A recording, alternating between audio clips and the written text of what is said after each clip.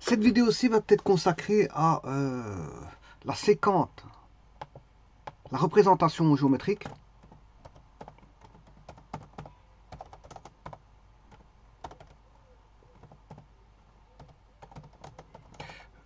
de la séquente d'un angle. Bon, ou d'un arc. Hein. Bon, si je choisis un angle en degrés, alors que si c'était un arc, c'est en radian, tout simplement.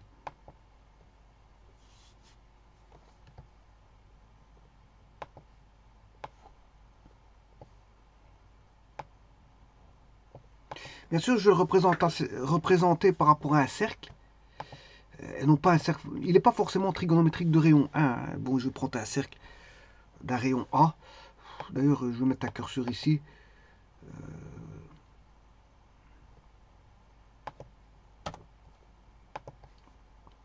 Mais en tout cas, je vais le mettre centré par rapport à l'origine du repère.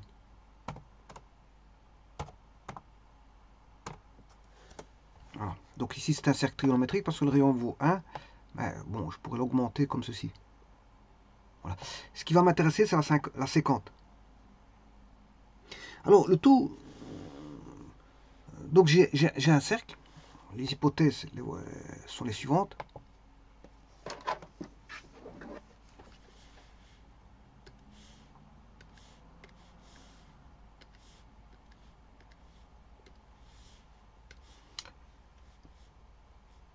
Donc, l'hypothèse est soit un cercle que je vais appeler C, de centre 0, 0 pour faciliter la tâche, voilà, de centre O, O étant l'origine du repère, hein, 0, 0, et de rayon A. De rayon A. Alors, je vais aller chercher un point. Je vais attacher un point. On va mettre un point.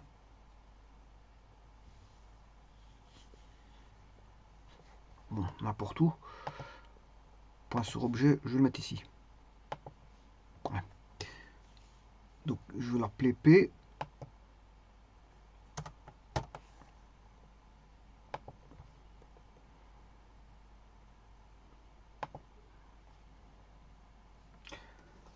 Voilà, ça c'est la première hypothèse. La seconde, je passe à un point P.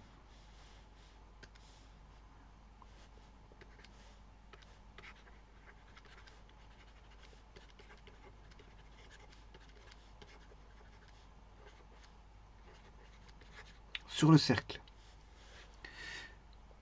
Alors, quelles sont les coordonnées de P? Les coordonnées de P sont données par x1, y1, autrement dit,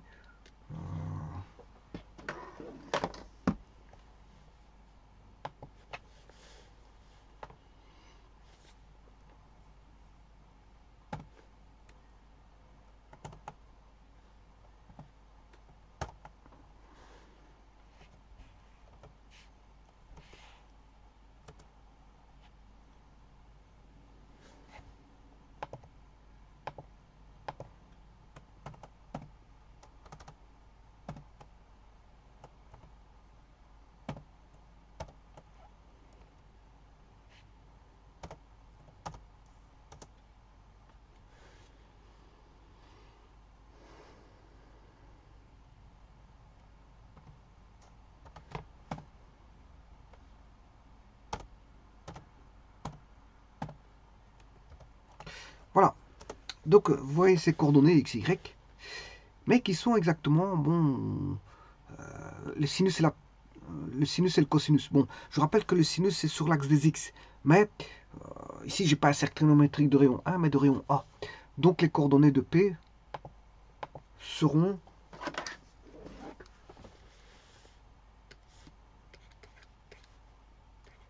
A cosinus d'un angle.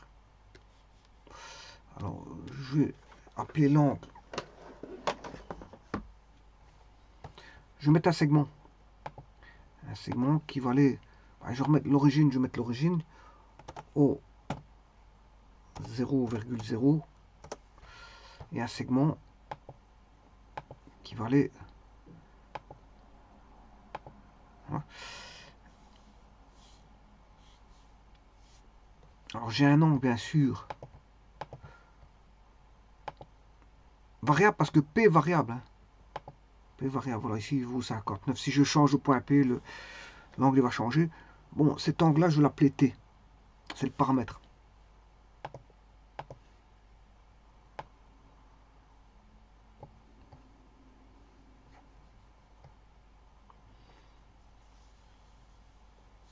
Alors, donc, l'angle, c'est T, que j'appelle le paramètre T.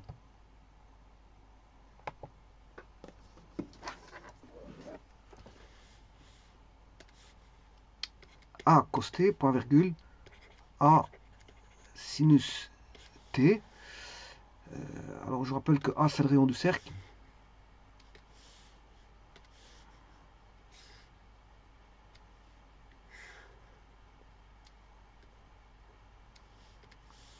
Et que T, dès le moment où vous prenez le point P, ben, vous avez un paramètre par rapport à l'origine. L'origine étant ici, et ça, c'est le paramètre T.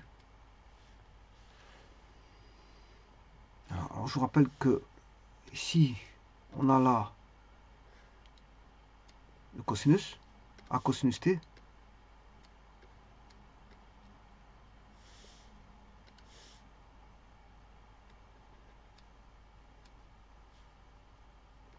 P de X,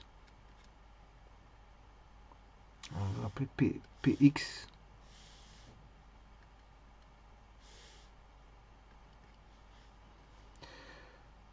Voilà, Px, et Px étant A cosinus T, 0. Et là, vous aurez P de Y.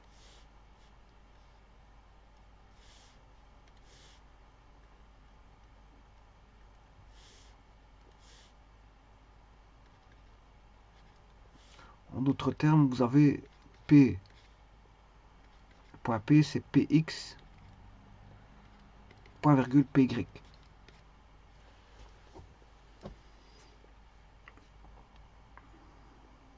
Alors maintenant, parlons de la séquente.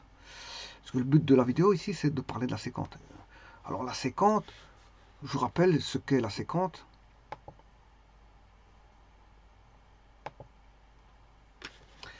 La séquente, c'est défini comme étant, si je prends un cercle trigonométrique, la séquente d'un angle, c'est l'inverse du cosinus t. La coséquente de t est définie comme étant l'inverse du sinus t. Ce sont des fonctions inverses. Mais le tout, c'est comment représenter ça. Comment représenter cette fonction inverse. Alors, il faut que je prouve quelque chose. Qu'est-ce que je vais prouver?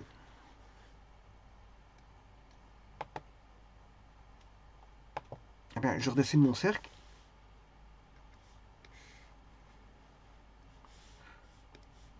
Les axes.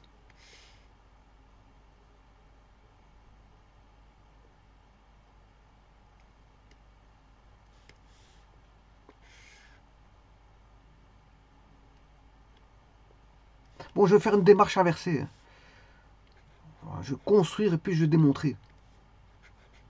Je construire et puis je vais démontrer. Donc c'est une démarche inversée.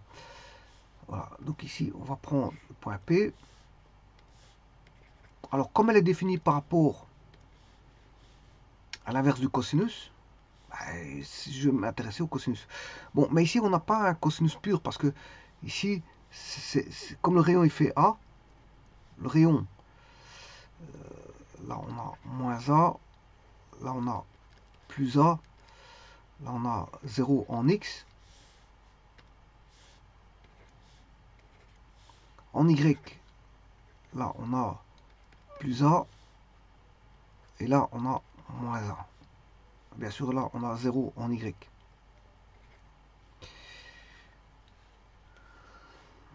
Le point P, comme on a A cos t, comme je viens de le dire, A sin t. Alors maintenant, je vais créer la projection orthogonale de P sur l'axe OX qui va donner la projection orthogonale de P sur OX, elle est là, qui va donner P de X. P de X. Bon, alors ce point-là, je peux l'appeler aussi P de X, je vais l'appeler M. Alors le point M, je vais le mettre ici, c'est A cos t 0.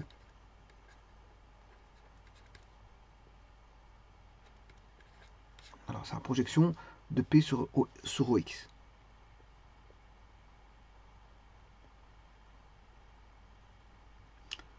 Maintenant, je vais chercher une tangente.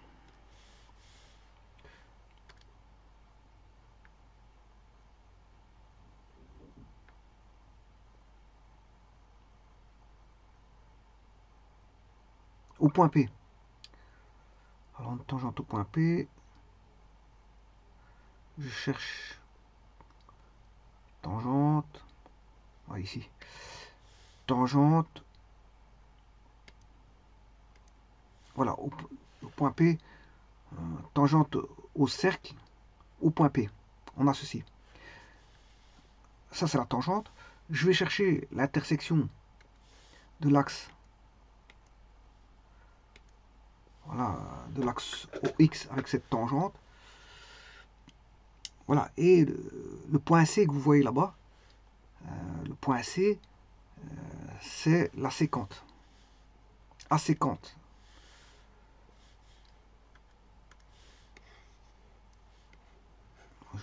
Le premier cadran me suffit. Hein. Voilà, je vais faire une lecture sur le premier cadran. Voilà, l'interprétation géométrique, c'est que le point C, c'est aséquente T. D'ailleurs, regardez bien, je vais chercher le point C de X.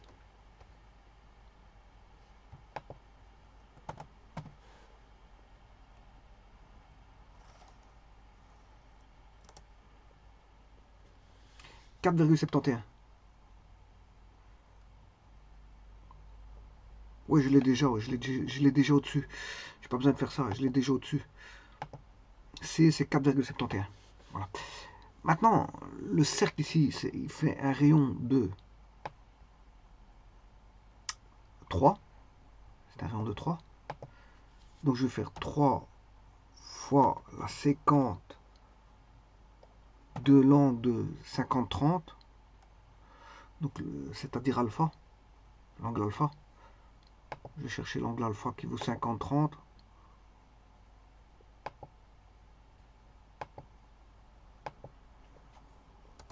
Voilà, 4,71. Donc vous voyez bien que c'est la séquente. Alors bien sûr, ici c'est A.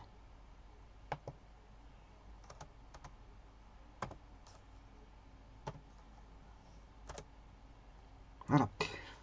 Donc vous voyez que si je construis une tangente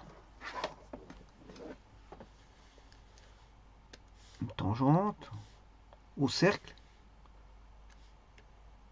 passant par le point P, ben, il va couper l'axe X au point Q. Et justement, le point Q, c'est justement A séquente T, 0.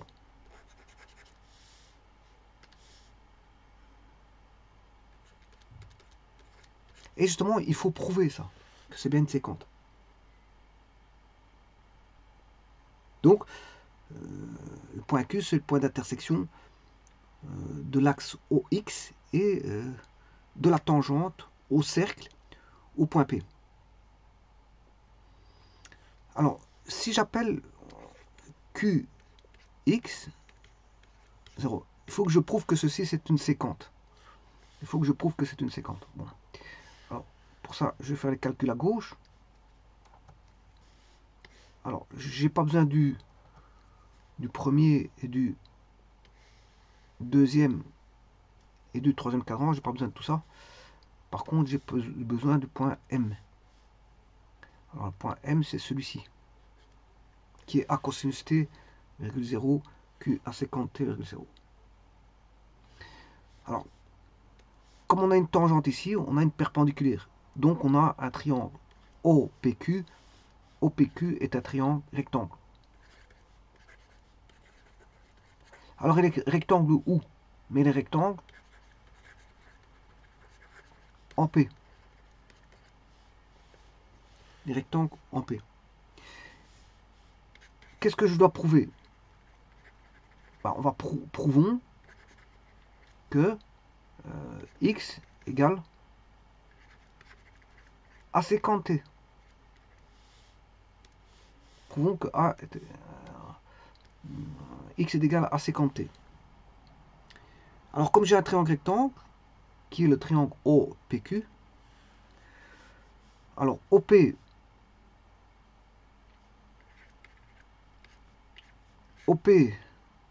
sur OQ, si je prends ceci, OP sur OQ, alors OQ c'est l'hypoténuse. Hein. Voilà. Alors je rappelle que T il est là, l'angle T il est là.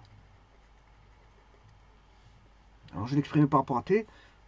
OP c'est côté adjacent. Côté adjacent sur l'hypoténuse c'est le cosinus de T. Voilà. Donc à partir de là je peux faire mes calculs.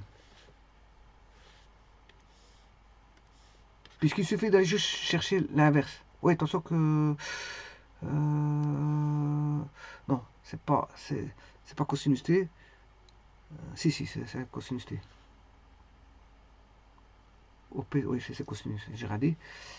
Bon. Eh bien, on va prouver que x égale à la sécante t. A sécante t.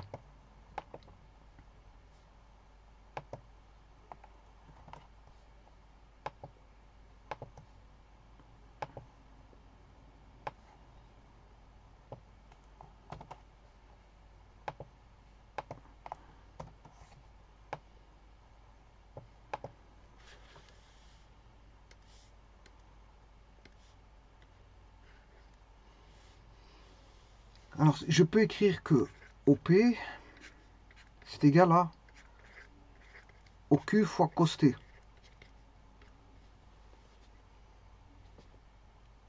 Alors, qu'est-ce que c'est qu'OQ? Ben, c'est le fameux X. OQ, c'est le fameux X. X cos t. Alors, que vaut OP? OP, ben, OP, c'est le rayon. Donc, c'est-à-dire, il vaut A. OP vaut A. Et de là, je peux sortir le X. Le X, il vaut A cos t. C'est-à-dire que le X, il vaut A sécant t. Donc, ça prouve bien que si vous prenez une tangente au cercle,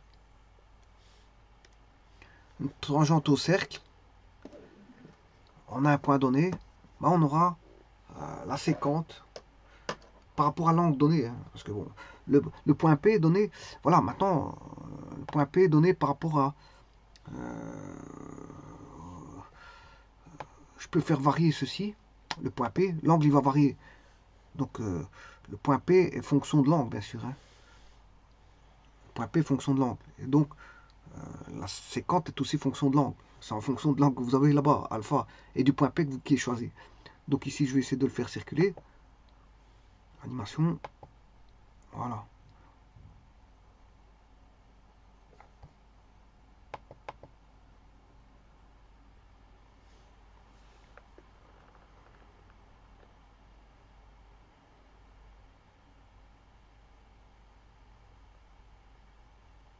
La séquente est à droite, la séquente est à gauche,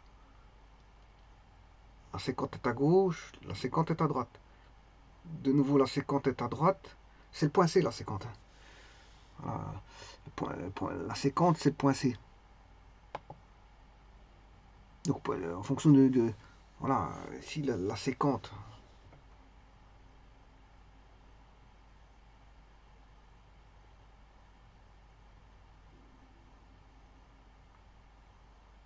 Et donc là où le cosinus sera positif, la séquente est positive. Là où le cosinus est négatif, la séquente est négative. Pourquoi? Parce que tout simplement, la séquente n'est juste que l'inverse du cosinus.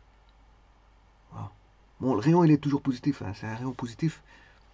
C'est A séquente T, mais A, bon, s'il est positif, il n'y a pas de problème, tout va se jouer sur l'angle. Si l'angle est compris entre le cadran numéro 4 et le 1, ben, le cosinus est positif. Et donc la séquente est positive.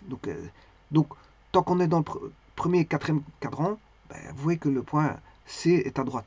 Maintenant, dès le moment où on est à gauche de l'axe Y, c'est-à-dire cadran numéro 2 et 3, cosinus est négatif. Donc l'inverse d'un cosinus négatif, c'est une séquente négative. Donc cadran 1 et 4, séquente positive. Cadran 2 et 3, séquente négative. Et donc séquente positive, le C est à droite de l'axe des X. Et séquente négative, le C est à gauche de l'axe des X.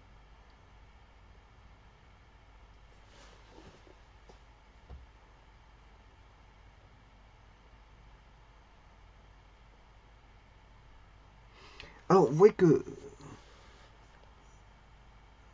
le C, qu'est-ce qu'il fait? Le C ne dépassera jamais, il ne sera jamais à l'intérieur du cercle. Il ne sera jamais à l'intérieur du cercle. Bon, qu'est-ce qu'il peut faire? Il peut s'éloigner sans jamais être à l'intérieur du cercle. Donc, vous comprendrez que si je dessine une hyperbole,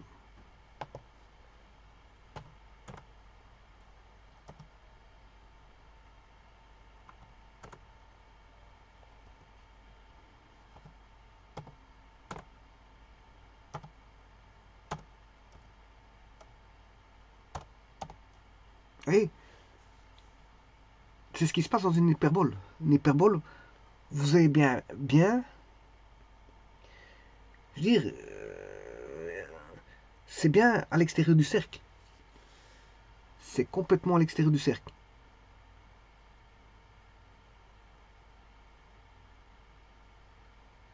C'est complètement à l'extérieur du cercle une hyperbole. Ce qui veut dire que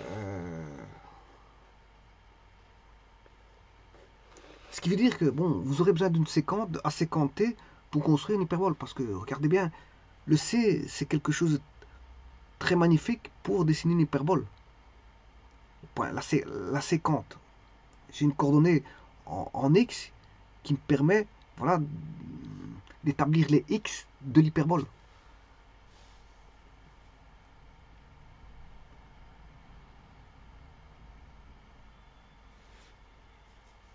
Bon, les Y c'est autre chose. Hein. Oui, les Y c'est autre chose. Mais en tout cas, ça peut être donné par une, voilà, les X peuvent être donnés par A séquenté pour une hyperbole. Je vous remercie.